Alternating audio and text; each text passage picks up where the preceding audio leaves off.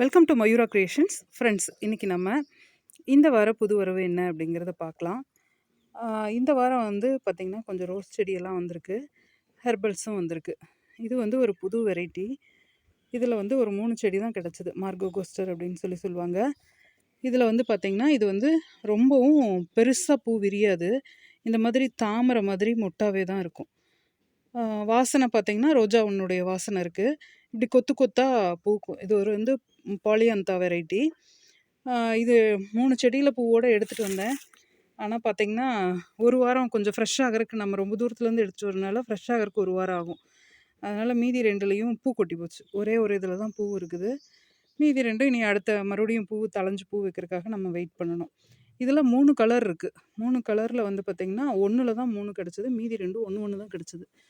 இது வந்து double colour, ஒயிட்டும் light பிங்க்கும் கலந்த மாதிரி. இதுவுமே போன வாரம் நிறைய பூ இருந்தது, இப்போது கொட்டிடுச்சு. இது வந்து ஒயிட்டு, பியூர் ஒயிட்டு. பாருங்க, பார்க்கவே கொட்டுது. இது வந்து ரொம்ப தூரத்துலேருந்து வர்றதுனால அந்த ஃபஸ்ட்டு ஈல்டு பூ வந்து நமக்கு சீக்கிரமாக கொட்டிடும் வாட்டத்தில். அதுக்கப்புறம் அடுத்த தடவை வர்றது தான் நான் உங்களுக்கு கொடுப்பேன், ரொம்ப நல்லா வரும். அதுக்கப்புறமா பார்த்திங்கன்னா இது வந்து எல்லோ பட்டன்ஸு, சூப்பராக இருக்குது பாருங்கள், எல்லோ பட்டன்ஸு. இது வந்து ஃபயரி ரோஸு. அதுக்கப்புறம் இது வந்து சம்மர்சன்.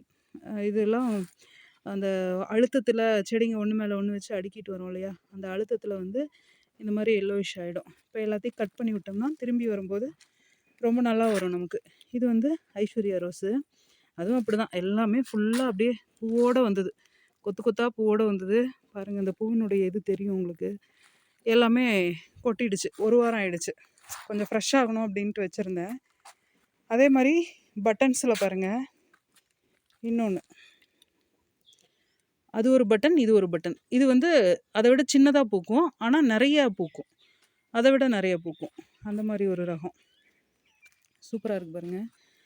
அப்புறம் வந்து இது சிங்கிள் பெட்டல். சிங்கிள் பெட்டல் ரொம்ப நாளாக எனக்கு கிடைக்காம இருந்தது, இந்த தாட்டி கிடச்சிருச்சு. நல்லா நிறைய பூவோடு இருந்தது. இப்போ வந்து அப்படியே எல்லாம் ஃபுல்லாக கொஞ்சம் கொஞ்சமாக கொட்டுறக்க ஆரம்பிச்சிருச்சு. அப்புறம் 7 டேஸில் வந்து பார்த்திங்கன்னா 7 டேஸில் 3 கலர் இருக்குங்க. அந்த 3ஐயும் வச்சு ஒரு வீடியோ போடணும் அப்படின்னு நான் நினைக்கிறேன். ஆனால் எனக்கு அதுக்கான வாய்ப்பு கிடைக்க மாட்டேங்குது. ஏன்னா ஒரு கலர் கிடச்சிதுன்னா அதை தீந்துருது, அடுத்த கலர் கிடைக்கும்போது இந்த கலர் தீந்துருது. அந்த மாதிரியே ஓடிட்டுருக்கு.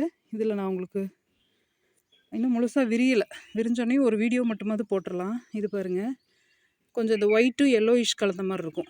இது ஒரு 7 டேஸு. எப்பயுமே ஃபெயிலியர் ஆகாத ஒரு செடின்னு சொல்லலாம் எல்லா கிளைமேட்டுக்கும். இது வந்து இந்த பிங்கிஷ், லைட் பிங்கிஷ் இருக்கும், அது இது அந்த வெரைட்டி 7 டேஸு. இதெல்லாம் பாருங்களேன் கலர் என்னமா எடுக்குதுன்னு. ஒவ்வொரு கிளைமேட்டுக்கும் ஒரு மாதிரி லைட்டாக அந்த கலர்ஸ் வந்து சேஞ்ச் ஆகிட்டே இருக்கும். அப்புறம் இது வந்து பட்டன் பன்னீர், ஃபுல்லாக இது பட்டன் பன்னீர். இது வந்து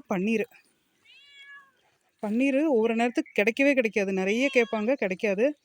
நல்லா வாசனை கமகமன்னு இருக்குது இந்த பக்கம் வந்தாவே. இதுதான் 7 டேஸ் டார்க் பிங்க். இது வந்து ரெகுலராக எவர்க்ரீன். இந்த 7 டேஸ் வெரைட்டி எல்லாமே புதுசாக வளர்க்குறவங்களுக்கு வந்து ரொம்பவே கை கொடுக்கும். எந்த பிரச்சனையும் பண்ணாமல் அது பாட்டு கிடுகிடுன்னு வளர்ந்துட்டே போகும்.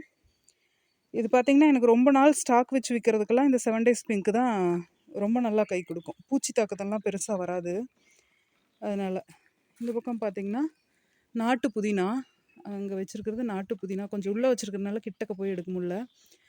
இது வந்து ரோஸ்மேரி, அப்புறம் வந்து மரிக்கொழுந்து, ஹைப்ரிட் மரிக்கொழுந்து. அதுக்கப்புறம் மின்ட்டு துளசி. அப்புறமா பார்த்திங்கன்னா நாட்டு ரோஸ் வந்திருந்தது.